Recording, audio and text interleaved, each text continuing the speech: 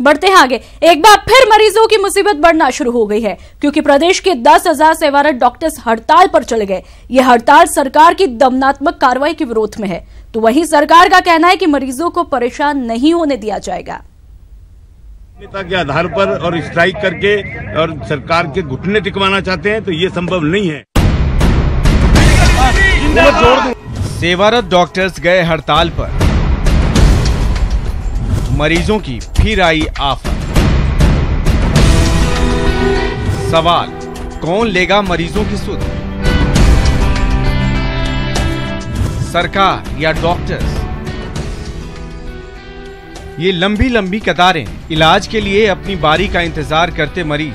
प्रदेश के अस्पतालों में हर ओर ऐसी ही तस्वीरें सामने आने लगी हैं, क्योंकि राज्य के 10,000 सेवारत और रेजिडेंट डॉक्टर्स सामूहिक अवकाश लेकर बेमियादी हड़ताल पर चले गए हैं। डॉक्टर्स की हठधर्मिता का आलम यह है कि मरीज बेबस हो चला है, लाचार हो गया है। उसकी लाचारी भी ऐसी कि भटकने पर भी इलाज नहीं मिल रहा है। हम लोग मौजूद हैं राजधानी जयपुर के सबसे बड़े सवाई मानसिंह अस्पताल में। यहाँ आप देख सकते हैं कि किस तरह से मरीजों की लंबी लंबी कतारें लगी हुई हैं।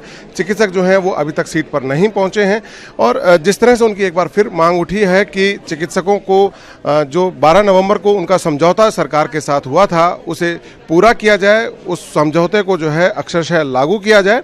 साथ ही उनके जो तबादले किए गए 12 जो चिकित्सकों के तबादले हुए, जिसमें कि प्रदेश अध्यक्ष डॉक्टर अजय चौधरी और जो वरिष्ठ उपाध्यक्ष हैं डॉक्टर वर्षा सक्सेना सहित जो तबादले हुए, उन तबादलों को निरस्त किया जाए। इन मांगों को लेकर के चिकित्सकों ने एक बार फिर जो है ये हड़ताल कर दी है, बेमियादी कमोबेश जो तस्वीरें हमने आपको दिखाई हैं, ठीक वैसी ही हालात प्रदेश के जिलों के सरकारी अस्पतालों के हैं। डूंगरपुर जिले के ग्रामीण क्षेत्रों की बात करें तो यहाँ पर वैकल्पिक व्यवस्था नहीं होने से मरीजों को अस्पताल से उल्टे पांव लौटना पड़ रहा है। अलवर में तो डॉक्टर्स की हड़ताल के चलते पहले ही दिन मरीजों को मुसीबत का सामना करना पड़ा। सरकारी अस्पताल में लोगों को अपनों के पोस्टमार्टम के लिए भटकना पड़ा।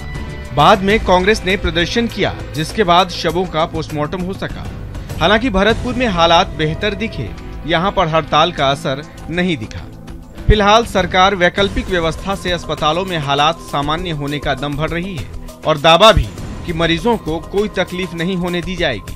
लेकिन तस्वीरें झूठ नहीं बोलती। कोई हद होती है। अब सब मांगे उनकी मान ली, उसके बाद भी वो स्ट्राइक करते हैं। तो सरकार ने वैकल्पिक व्यवस्थाएं की है। सभी निजी अस्पतालों में सारी व्यवस्था है। जो डॉक्टर्स ड्यूटी पे हैं उनको सुरक्षा की पूरी व्यवस्था की गई है और किसी भी हालत में मरीजों को परेशानी नहीं होने दी जाएगी।